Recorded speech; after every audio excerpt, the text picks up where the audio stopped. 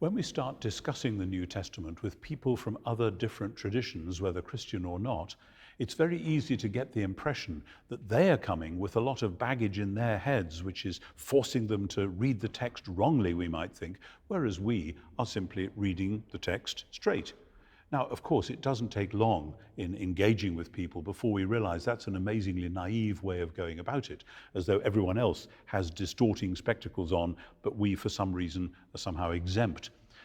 And this relationship that we have with the material is actually like the sort of relationships that we might have with friends or family members.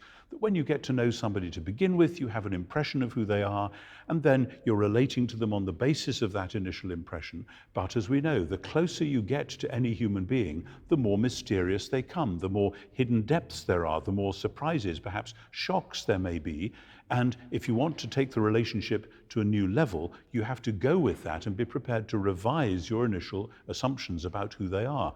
Otherwise, you are simply treating them as a projection of your own personality. The same is true when we do history, and particularly when we do the history of the New Testament times and of how we relate to that.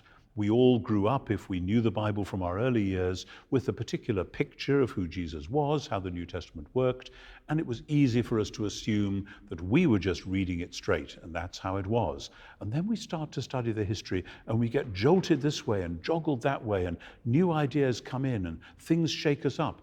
And then it's easier to imagine, and some in the postmodern world have made this move, that actually all our knowing is just reflection, that all we're really doing is bouncing our own ideas off a kind of a negative screen somewhere, and that we're not really in touch with things that actually happened.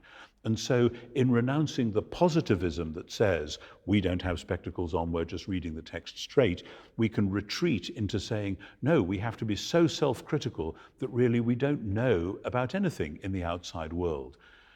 Over against both of those positions, many philosophers have developed something which is loosely called critical realism. Different people mean different things by that phrase, but it's a double move. First, it's a way of saying, yes, this is how I currently see it, but I have to listen to all these other voices. They may well tell me things that I need to know about.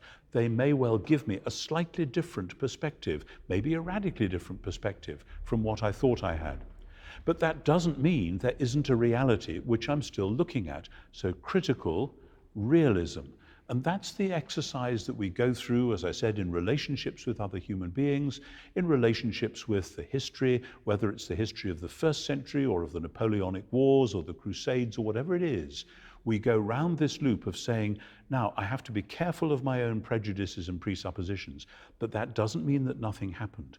And so over against those two extremes, what we have to do in reading the New Testament constantly is to say, no, something did happen, particularly these events concerning Jesus. We can, in principle, know about them.